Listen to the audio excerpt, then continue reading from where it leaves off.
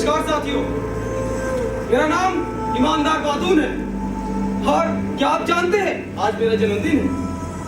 इस जन्मदिन के अवसर पर मैं आप सबको अपने घर की दावत पे आमंत्रित करता हूँ और मेरे कुछ दोस्त भी इसमें आ रहे हैं। लेकिन उससे पहले मैं आपसे कुछ बात करना चाहता हूँ। क्या आप जानते हैं वे कौन सा गुण है जिसके बिना हर शिक्षा, हर सच्चाई अधूरी है? जी हाँ, वे गुण है ईमानदारी। ईमानदारी से आप क्या समझते हैं? क्या ईमानदारी महज एक शब्द है जो आप और हम अपने दैनिक जीवन में सुन रहे हैं? अगर आप मेरी माने तो ईमानदारी सच बोलने तक सीमित नहीं है। ईमानदारी हमारी सोच, शब्द और कर्म में सच्चाई का होना है। ईमानदारी को समझने के महत्व का दो भाग हैं।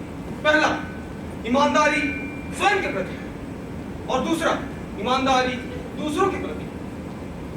स्वयं के प्रति ईमानदारी का अर्थ है कि आप अपने से सच बोलें, आप अपने आप पे विश्वास करें, आप अपनी गलतियों को पहचानें और अपनी क्षमताओं को बढ़ाएं।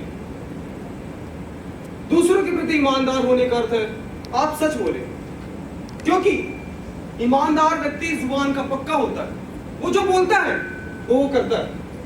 ऐसे व्यक्तियों पर समाज आंख बंद करके विश्वास करता है। लेकिन ये बातें कौन सुनेगा? तुम जो रोज छोटे छोटे झूठ बोलते हो, कि तुम जो रोज अपने बच्चों को ईमानदारी सिखाते हो लेकिन खुद बेईमानी से तरक्की चाहते हो। तुम सोचते हो कि तुम्हें कोई नहीं देख रहा है, मैं देख रहा हूं तुम्हें, तुम्हारी आत्मा तुम्हें देख रही है। इस दुनिया में हर तरफ बेईमानी की दुर्गंध फैली है और तुम सब उसी दुर्गंध में आराम से जी रहे हो। शर्म नहीं आती तुम्हें?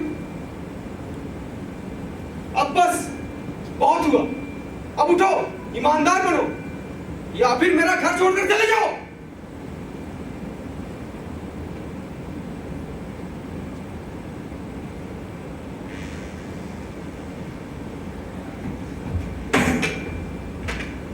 मैं पागल हो जाऊंगा, मैं जहर खा लूंगा, मैं अपने दांतों से अपना हाथ काट लूंगा अगर मेरे इस कमरे में फिर कोई किताब देख ली तो। मैं कितनी बार और कितने तरीके से कह चुका हूं। यहाँ भी कोई चीज गिरी है और जी हाँ, अभी यहाँ आसमान गिर गया है। अरे ये आप किस पर जोर जोर से चिल्ला रहे हैं? मैं तुमसे एक बात पूछता हूँ, क्या तुम कभी ईमानदार ना हो पाओगी? और सितम तो ये है तुम किसी दूसरे से नहीं, खुद अपने से ईमानदार नहीं हो। अगर होती तो जहर खा लेती।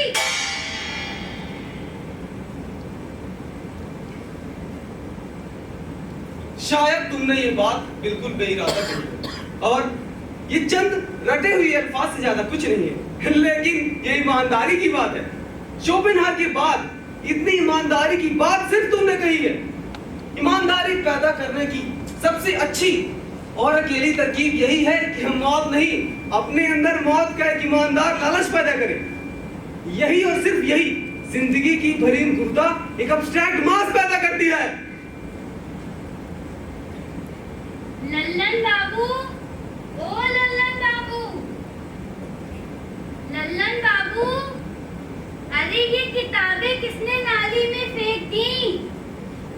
देखो तो कैसी नीली नीली दत्तियों की किताबें